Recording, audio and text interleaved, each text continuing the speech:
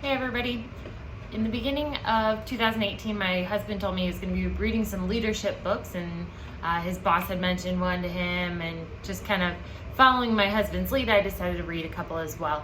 So one of the books I read was The Speed of Trust, The One Thing That Changes Everything by Stephen M.R. Covey, who's the son of Stephen Covey. And this book specifically holds numerous ideas of trust based in 5 different areas: self-trust, relationship trust, organizational trust, market trust, and societal trust. I really enjoyed reading the book, and I had some fun seeing how I could apply it directly to my work in campus recreation, specifically into aquatics. So our department in campus rec has between 15 and 20 full-time staff. While by title I'm one of the lowest on the totem pole of full-time staff, I'm the only person who works directly with the aquatic staff. In aquatics, I oversee between 60 and 80 staff depending on the time of year. I find that I can apply the trust principles in both directions, down to my student staff and up to my bosses and coworkers. So I'm going to take a few minutes here to reflect on each of the 13 behaviors of trust and how they apply to how I lead and manage my staff. First one is talk straight. I do my best to talk straight in all my work, but one specific story is when I informed one of my student employees they did not receive a promotion. He had applied for a position as one of my office assistants. I did not hide the truth, but tactfully explained why he wasn't the best person for the role. I also encouraged him to grow in the work that he does in his other position in our department, to kind of open this up as an opportunity in the future. The second behavior of trust is demonstrate respect. Every individual feels respect in a different way. I demonstrate respect to my staff by reading, listening to, and responding to every type of communication I receive from them. I try to understand their point of view and help them with any difficulties they may have. The third behavior of trust is create transparency. I struggle with this as the manager side of me tries to beat the leader side of me. I've given my staff in the past an assignment to identify, reflect upon, and give me a written statement about our department's mission, vision, and values. After sending out the email, I realized it wasn't transparent in why I was sending it out and asking for the information.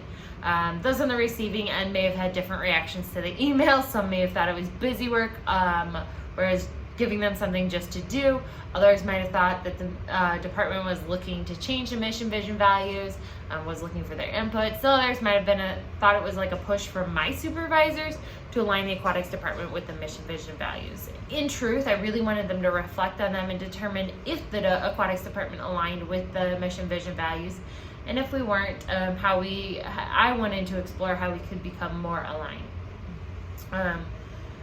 The fourth behavior of trust is right wrongs. It's easy for me to right a wrong with our swim lesson program. If I mess something up, I simply give a refund or a free class. I make up what I messed up. With my staff, it can be a lot more difficult. I don't have as much flexibility to give or make up those wrongs. The best thing I can do is make every accommodation possible to improve the circumstance that was created by wrong. If I wrongly scheduled someone for a shift they cannot work, I try to give them a free pass. They won't get written up for not showing up. So just kind of covering those bases.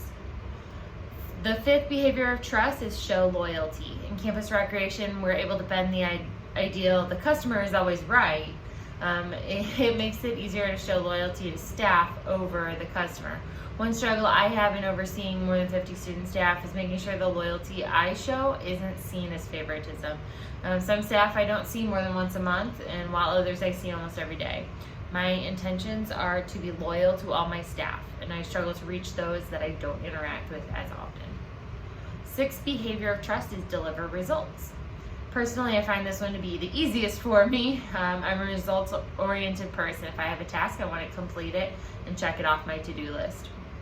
The biggest challenge I have is making sure that tasks make it off my list. If one of my staff asks me about something, I often ask them to email me about it so that I make sure it gets on my list. And once it's on my list, then I can make sure it's completed and check it off. Seventh behavior is get better. My life has been focused on setting goals and accomplishing them. I often use other behaviors of trust to help me relate this specific behavior to my staff.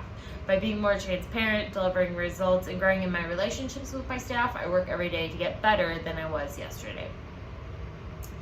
The eighth behavior is confront reality. For me, the idea of behavior and confronting reality goes hand in hand with employee discipline. The reality is that sometimes employee discipline is necessary. I'm quick to look for the other way and let things slide.